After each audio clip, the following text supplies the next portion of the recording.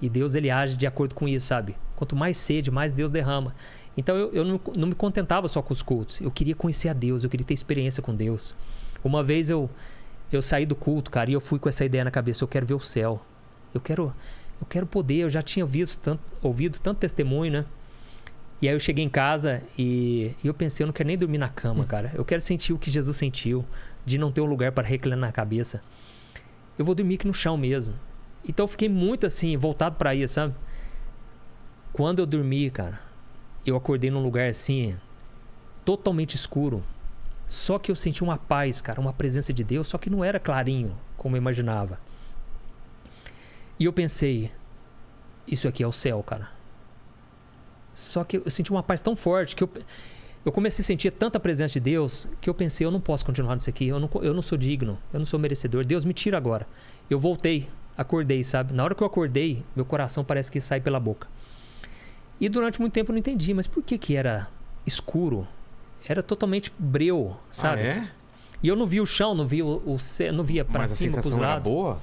Só que era uma sensação muito boa. Que e aí estranho. Um dia eu vi um pastor, ele é muito conhecido, João alguma coisa. Ele dando uma entrevista pro Lamartine. Inclusive o Lamartine já falou muito comigo sobre ele, que é um cara muito de Deus. Ele faleceu faz uns 2 anos. E ele contou a experiência dele quando ele foi pro céu. Ele estava tendo um infarto e ele foi pro céu. Só que antes dele chegar no céu, ele passava por um ambiente totalmente escuro.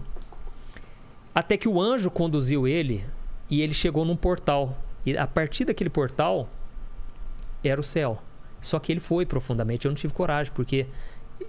Alguma coisa te segurou? Você ficou não, eu com fiquei medo? com medo, cara. Fiquei com medo. E ele contava que lá embaixo era o inferno. Lá embaixo? E os anjos conduziam a gente para a presença de Deus. A parte escura que você tava era o quê? Tipo uma antessala, um lugar... Exatamente. Era como se fosse antes de um portal que entra no céu, sabe? E o que é essa batalha espiritual para tentar explicar, não para quem é convertido, mas para quem tá de fora, assim?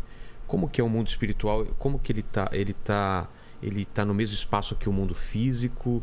Ele é uma outra coisa? Como que é? Tudo que tá acontecendo aqui, enquanto a gente tá falando, tá tendo uma batalha agora espiritual? Satanás, certa vez ele chegou diante de Deus, né? Porque ele ainda tem acesso à presença de Deus. Então, isso é uma coisa que... Não sei, acho que foi o Lamartine que falou isso também. Não sei. Isso é uma coisa que eu nunca tinha ideia. Acho que foi o Lamartine, né, Lene? Eu tinha ideia que Satanás já estava no inferno e não tinha mais acesso a Deus.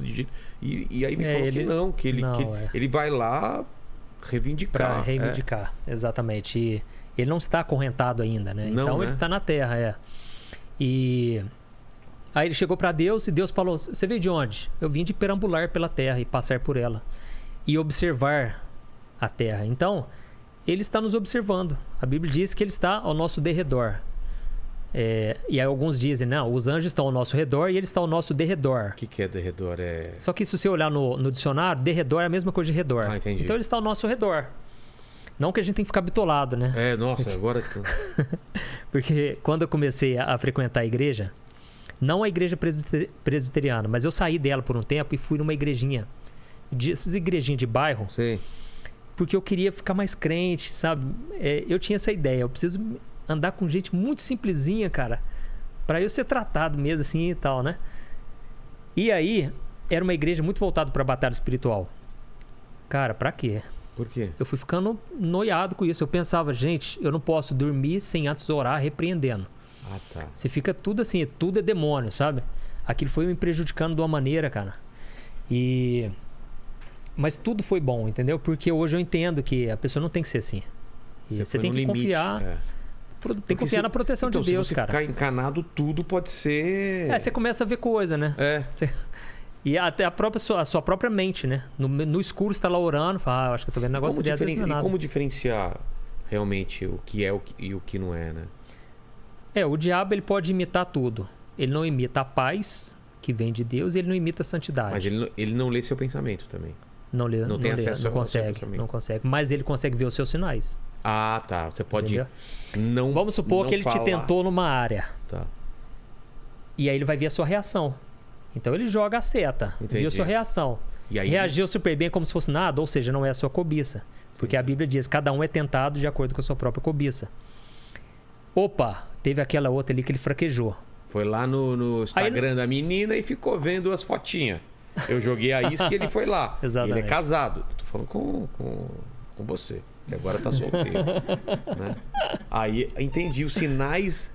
Ele observa os sinais. Ele tá tanto tempo aqui que ele, né? Ele não é burro, né? O pessoal deixar claro que Satanás não é burro. Ele é inteligente pra caramba. Inteligentíssimo. Ele era um anjo mais, né, poderoso, né? Então, ele conhece tudo sobre o ser humano, entendeu? Quando Pedro, ele falou: Jesus, de modo algum você vai pra cruz. Ele falou: arreda Satanás. Porque você só conhece das coisas dos homens. Você não conhece das coisas de Deus. Então, ele é um estudioso.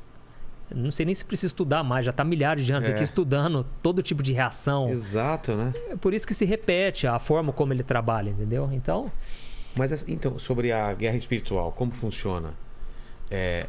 O que acontece? Demônios aqui na Terra... Eles estão na Terra e a Bíblia diz que existem os principados que estão nas regiões espirituais, que é o segundo céu, né? O segundo céu é o quê? Tem um céu que a gente vê aqui, a lua, as estrelas, e existe o céu que é acima disso, que a gente não enxerga.